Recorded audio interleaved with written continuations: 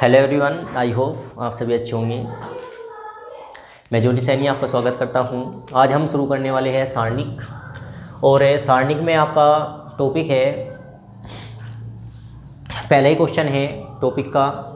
सारणिक में आपको दो तीन बातें जो मुख्यतः है वे आपको पता होनी चाहिए कि पहली बात तो हम बात कर लेते हैं सारणिक में से क्या बोलते हैं। R इसे क्या बोलते हैं, R1 इसे क्या बोलते हैं, R2 इसे क्या बोलते हैं, R3 और इसे क्या बोलते हैं, C1 ये क्या होता है, C2 ये क्या होता है, C3। पॉइंट नंबर 1, यदि सारणिक में एक पंक्ति अथवा एक स्तंभ के सभी अवयव, नोट करते रहेंगे, सभी अवयव शून्य है तो सारणिक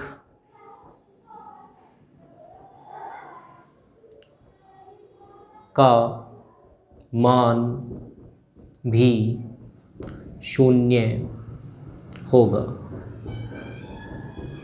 कहने का अर्थ क्या है, कहने का अर्थ ये है, यदि सारणिक में कोई एक पंक्ति या स्तंभ, पंक्ति किसे कहते हैं, जो रो होती है उसे हिंदी में पंक्ति कहा जाता है, और जो कॉलम होती है उसे हिंदी में स्तंभ कहा जाता है।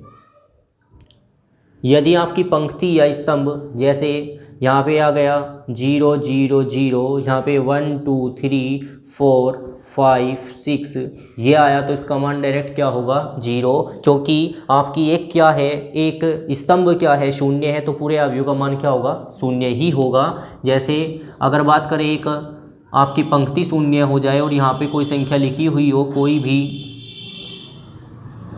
तो इसका मान भी क्या होने वाला है, शून्य, क्योंकि अगर पंक्ति में एक स्तंभ अथवा एक पंक्ति आपकी पूरी शून्य हो, प्रत्येक अवयव उसके शून्य होते हैं, तो अब उसका सारणिक का मान भी क्या होता है, शून्य होता है। ठीक है, नेक्स्ट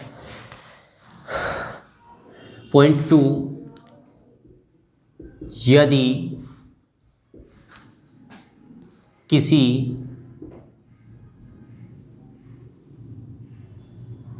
सारणिक के दो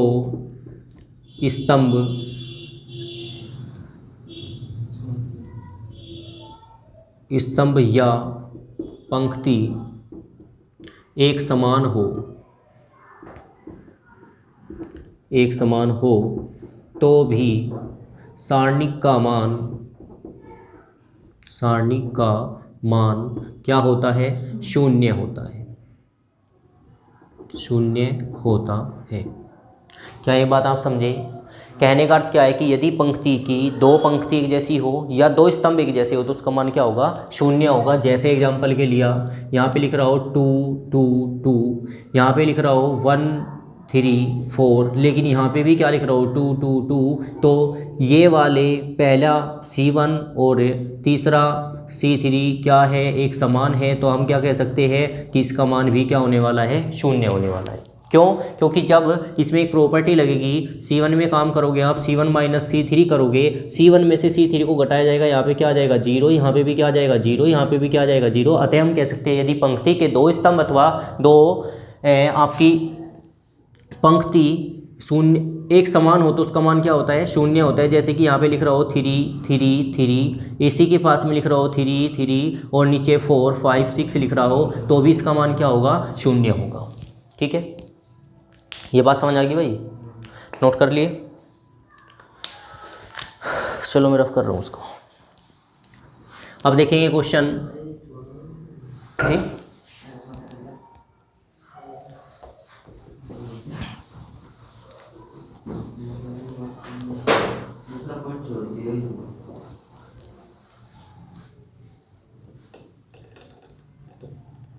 आपकी बुक का ये पहला क्वेश्चन है।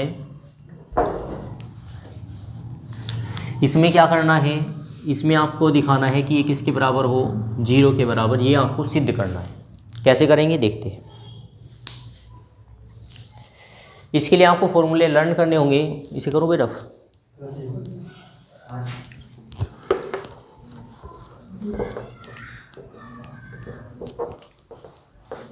क्वेश्चन दिया है आपको 1 ओमेगा ओमेगा स्क्वायर।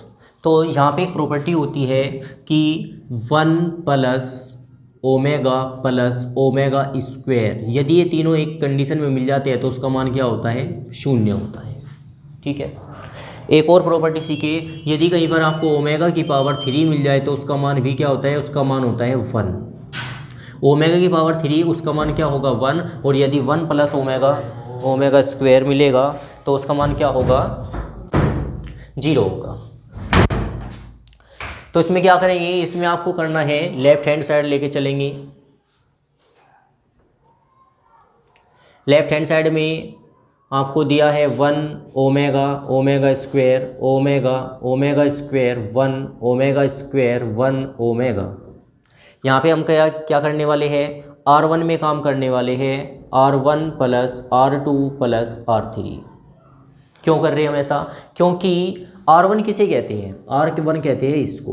R1 में आप यदि R2 को जोड़ दे और R3 को जोड़ दे तो आपको क्या प्राप्त होगा, एक वैल्यू प्राप्त होगी जो आपको लानी है।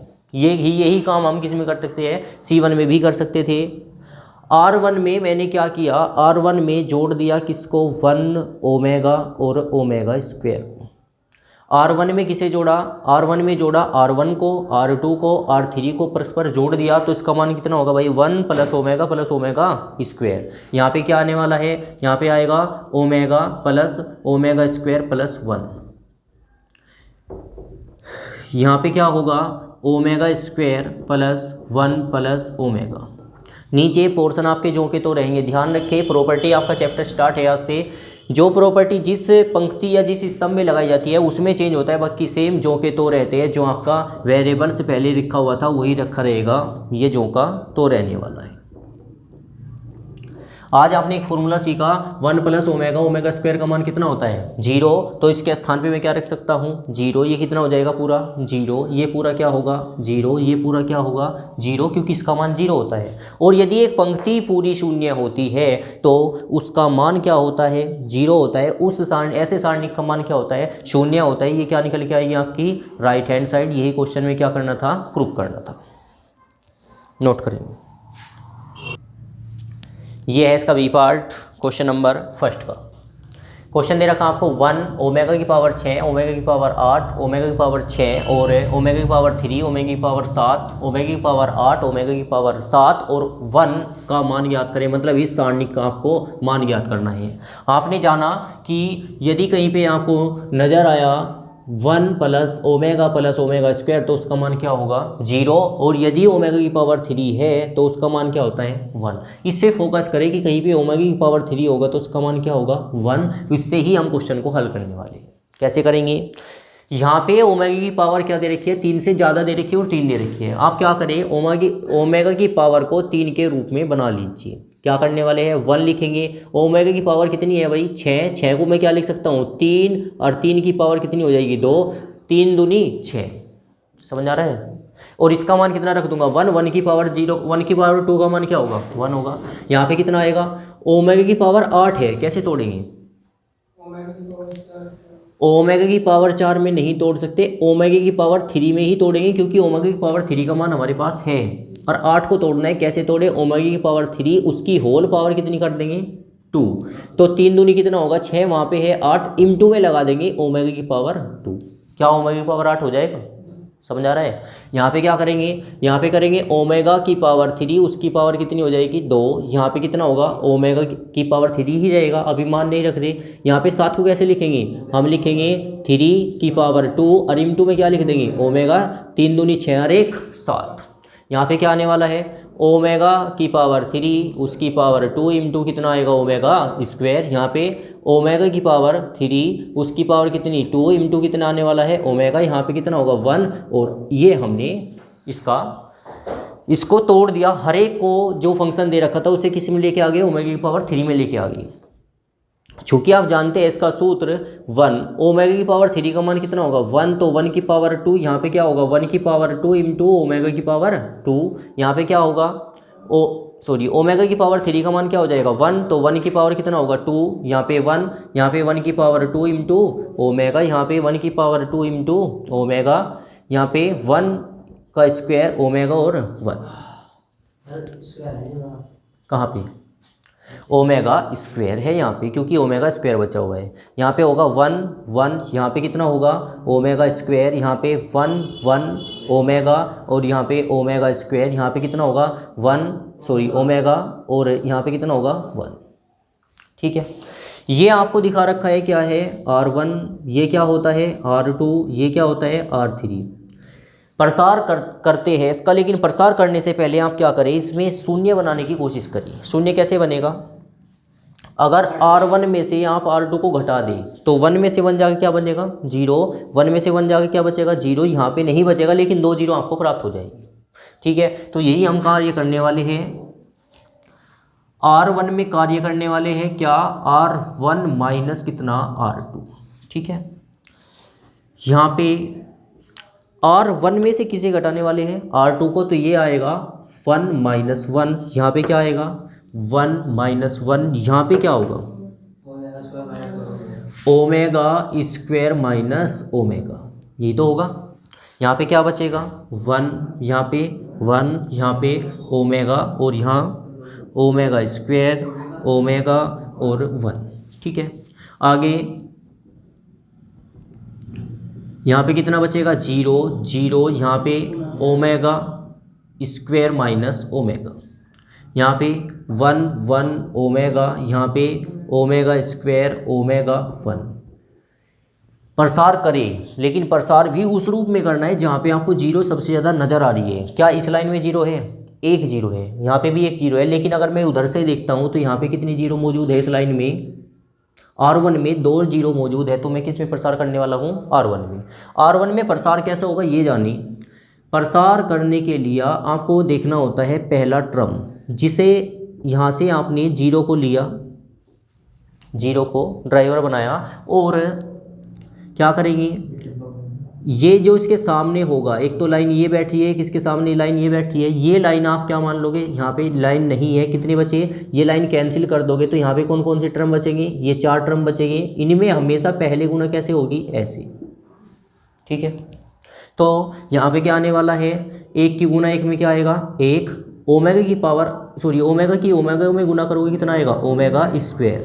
फिर से अब पहला चिन्ह तो प्लस होता है, इसका पहला चिन्ह प्लस होता है, दूसरा चिन्ह क्या होता है माइनस का, तो 0 होगा, और यहाँ पे क्या आने वाला है ये। अब कौन कौन सी लाइन कटेगी, एक तो ये कट जाएगी, एक ये कट जाएगी, कौन कौन से टर्म बचेंगे, एक तो आपका यो और एक आपका ये। इसकी भी ऐसे ही गुना होनी है, 1 की गुना 1 में करोगे क्या आएगा 1, और ओमेगा स्क्वायर की गुना ओमेगा में करेंगे क्या आएगा ओमेगा की पावर 3। ये बात क्लियर है क्या।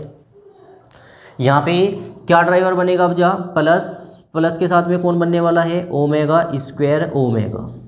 ये जब ये ड्राइवर बनेगा तो यो और या लाइन कैंसिल हो जाएगी, कौन बचेंगे ये 4 टर्म बचने वाले हैं। इसकी गुना करेंगे, इसकी गुना इसमें क्या आएगा ओमेगा, इसकी गुना इसमें करोगे क्या आएगा ओमेगा स्क्वायर। आगे चले, इसका मान कितना होगा 0, क्योंकि 0 की किसी में भी गुना करते हैं क्या आता है 0, माइनस इसकी गुना इसमें करोगे क्या आएगा 0, इसकी गुना इसमें करने वाले हैं। कैसे,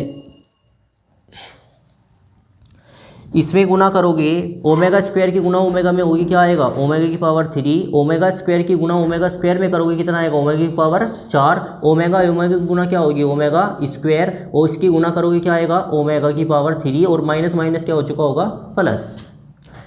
यहाँ पे क्या बचा ओमेगा की पावर 3, उसका मान क्या होता है 1, ओमेगा की पावर 4 उसे हम क्या लिखेंगे ओमेगा की पावर 3, उसका मान 1 होगा गुना ओमेगा, और ओमेगा स्क्वायर जो का तो रहेगा, यहाँ पे क्या आएगा +1।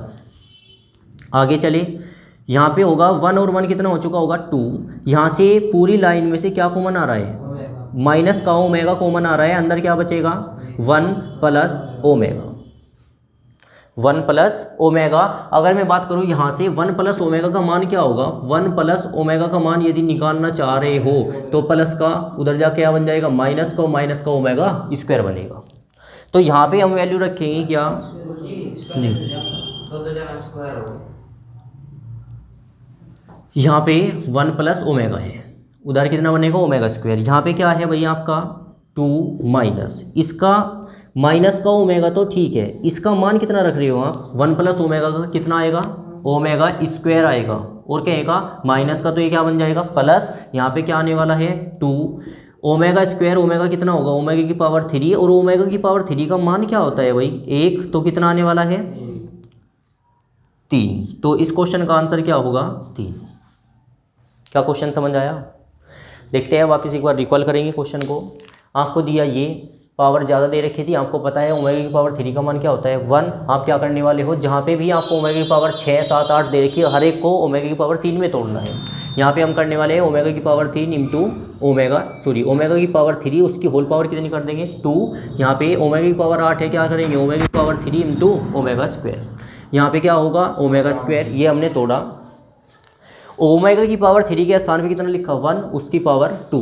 ओमेगा की पावर 3 के स्थान पे लिखा 1, उसकी पावर 2 रहेगी, और यहाँ पे ये सारी वैल्यू रखने के बाद ये आया पोर्शन। ये आने के बाद में आपने क्या करना है R1 में से R2 को घटा देना है, क्यों, क्योंकि यहाँ पे और यहाँ पे आपको 0 प्राप्त होगी। आपने देखा यहाँ पे क्या आ गई 0, अगर 0 आए तो आपको क्या करना है, आपको करना है प्रसार। और यदि आपको ये प्रसार समझ नहीं आया तो आप पिछली वीडियो को देखिए, ताकि आपको ये प्रसार अच्छे से समझ आ जाए।